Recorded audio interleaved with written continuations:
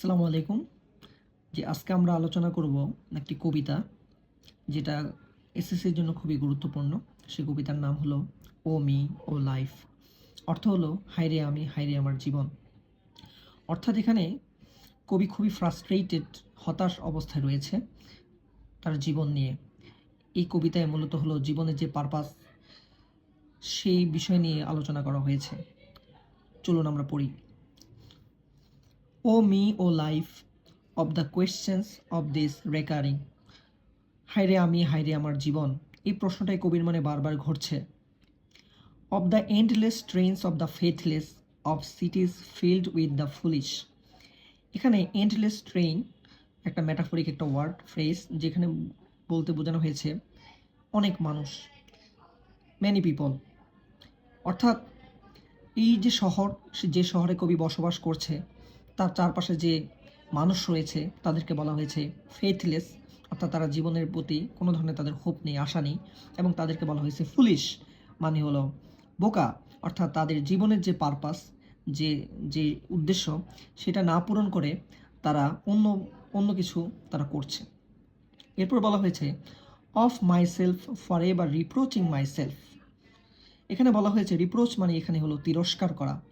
এখানে যেটা বলা হয়েছে ফর এভার রিপ্রোচিং মাইসেলফ, অর্থাৎ আমি মানুষকে কি বলবো। এখানে পরের লাইনে বলা হয়েছে for who more foolish then I and who more faithless. এখানে কবি বলছে যে সে মানুষকে ফেথলেস এবং ফুলিশ আগের লাইনে বলেছে, কিন্তু এখন বলল যে সে চেয়ে দেখে যে তার চেয়ে বোকার কে, তার চেয়ে বড় আর ফেথলেস কে, এজন্য সে নিজেকে তিরস্কার করছে। of eyes that vainly crave the light, of the objects mean, of the struggle ever renewed। এখানে যেটা বলা হয়েছে, এখানে ভেইনলি মানে হলো ব্যর্থভাবে, ক্রেভ মানে হলো আশা করা। এখানে বলা হয়েছে যে মানুষ, এখানে লাইট বলতে বুঝিয়েছে যে জীবনের আশা অথবা সাকসেস। অর্থাৎ মানুষ চেষ্টা করছে ভেইনলি, ব্যর্থভাবে, অর্থাৎ মানুষ চেষ্টা করছে কিন্তু সাকসেস হচ্ছে না মানুষ।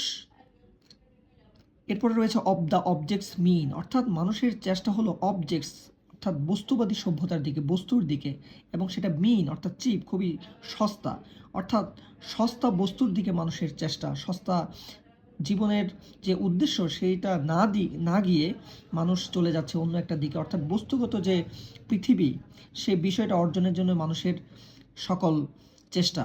এবং সেটা বলছে সে চেষ্টা একদিনের নয়, of the struggle ever renewed, অর্থাৎ জীবনের যে চেষ্টা এই বিষয়গুলো পাওয়ার জন্য সেই স্ট্রাগল একদিনের নয়, জীবনের সংগ্রাম প্রতিনিয়ত।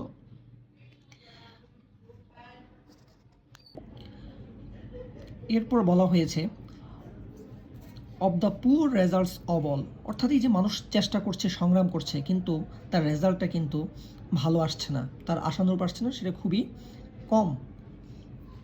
এরপর বলা হয়েছে of the plodding and sordid crowds I see around me, অর্থাৎ the poet is surrounded by plodding, plodding মানে হলো ক্লান্ত, এবং সর্ডিড মানে হলো নোংরা, ডার্টি, অর্থাৎ তার আশেপাশে যে মানুষগুলো তারা খুবই টায়ার্ড, খুবই ক্লান্ত, এবং তারা খুবই নোংরা, অর্থাৎ তারা মোরালি খুবই ডিগ্রেডেড অবস্থায় রয়েছে। Of the MT and useless years of the rest, অর্থাৎ এখানে তার আশেপাশে যে মানুষগুলো রয়েছে তাদের কথা বলছে যে তাদের জীবনগুলো হলো এমটি এবং ইউজলেস, অর্থাৎ তারা যে সময়গুলো জীবনে ব্যয় করেছে সেটা ওয়েস্ট, সম্পূর্ণভাবে অপচয় হয়েছে, কোনো কাজে লাগেনি, বিকজ তারা হলো ডাইভার্টেড হয়ে গেছে, তাদের যে জীবনের পারপাস সেখান থেকে তারা অন্যদিকে সরে গিয়েছে। এরপর বলেছে উইথ দ্য রেস্ট মি ইন্টারটুয়াইন্ড, ইন্টারটুয়াইন্ড মানে একটার সাথে আরেকটা জড়িত হয়ে যাওয়া। এখানে যেটা বললো যে অন্য মানুষের কথা আমি কি বলবো, আমি তো তাদের মধ্যেই একজন, অর্থাৎ আমার যে জীবনটা, পুরো জীবনটা, সেই পুরো জীবনটাই গিয়েছে হলো পারপাসলেস, এইমলেস। এরপর বললো the question O me so sad recurring, what good amid this O me O life. এখানে যে বললো আবারও সেই প্রশ্নটা চলে আসছে, হায়রে আমার জীবন কত দুঃখের, এবং এই যে প্রশ্নটা, এই প্রশ্নটা রেকারিং বারবার ঘটছে তার জীবনে, বারবার চলে আসতেছে। এরপর সে বললো what good amid this O me O life, এই যে যত মানুষের যে নেগেটিভিটি উপরে উল্লেখ করলো, এইগুলোর মধ্যে যে আসলে জীবনের আসলে বেঁচে থাকার যে পারপাস সেটা আসলে আর কি। এরপর এখানে রয়েছে অ্যান্সার সেকশন। অ্যান্সার সেকশনে আসলে মূলত এখন আমরা ডিসঅ্যাপয়েন্টমেন্ট থেকে হোপের দিকে চলে আসব। এখন উপরের যে পার্টটা ছিল সম্পূর্ণ হতাশাজনক কথা ব্যক্ত করা হয়েছে, আর নিচে এখন আশাব্যঞ্জক কথা বলা হয়েছে যে আমরা এই কারণে বেঁচে থাকব, দ্যাট ইউ আর হেয়ার, আমরা এখন এখানে আছি, দ্যাট লাইফ এক্সিস্ট, লাইফ এখনও বিরাজ করছে, that means we are alive, and identity, that means we are unique and we have an identity, আমাদের একটা পরিচয় রয়েছে, we have an unique identity, আমাদের একটা নির্দিষ্ট প্রত্যেকের যার যার পরিচয় আছে এবং আমরা জীবনে এখনও বেঁচে আছি। That the powerful play goes on, powerful play বলতে বুঝিয়েছে জীবনকে, এখানে মেটাফরিক একটা কথা বলা হয়েছে, পাওয়ারফুল প্লে, জীবনকে বলা হয়েছে, জীবন একটা নাট্যমঞ্চ আমরা জানি, এবং বলছে জীবন একটা শক্তিশালী নাট্যমঞ্চ যেটা গোস অন, যেটা চলছেই অনবরত।